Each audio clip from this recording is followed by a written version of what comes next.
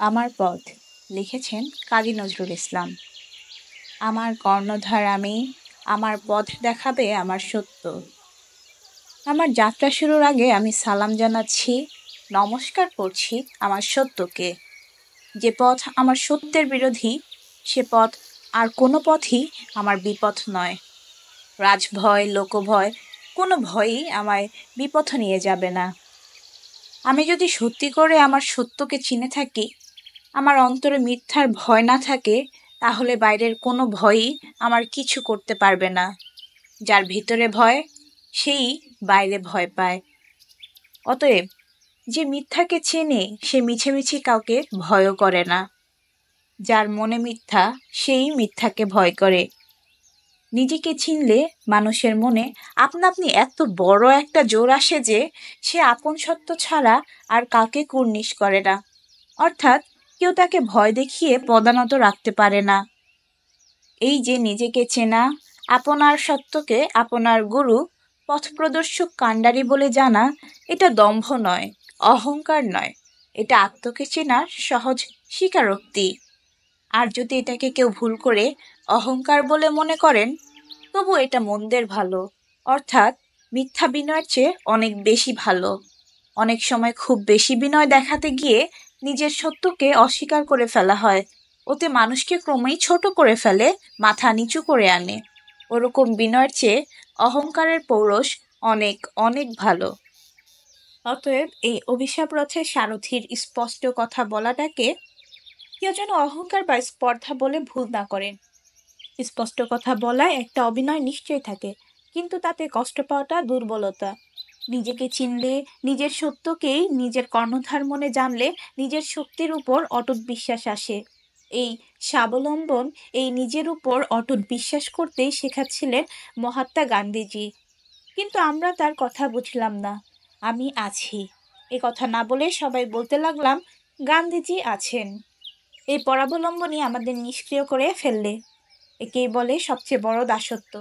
অন্তরে যাদের এত গোলামির ভাব, তারা বাইরের গোলামি থেকে রেহাই পাবে কি করে? আত্মকে চিনলেই আত্মনির্ভরতা আসে। এই আত্মনির্ভরতা যেদিন সত্যি সত্যি আমাদের আসবে, সেই দিনই আমরা স্বাধীন হব। তার আগে কিছুতেই নয়।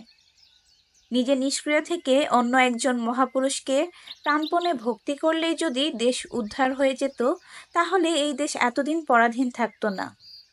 আত্মকে চেনা, নিজের সত্যকে বড় মনে করা দম্ভ, আর যাই হোক ভণ্ডামি নয়। এ দম্ভ শির উঁচু করে, পুরুষ করে, মনে একটা ডোন্ট কেয়ার ভাব আনে। আর যাদের এই তথাকথিত দম্ভ আছে, শুধু তারাই অসাধ্য সাধন করতে পারবে। যার ভিত্তি পচে গেছে, তাকে একদম উপড়ে ফেলে নতুন করে ভিত্তি না গাঁথলে তার উপর ইমারত যতবার খাড়া করা যাবে, ততবারই তা পড়ে যাবে। দেশে যারা শত্রু, দেশের যা কিছু মিথ্যা, ভণ্ডামি, মেকি, তা সব দূর করতে প্রয়োজন হবে আগুনের সম্মার্জনা।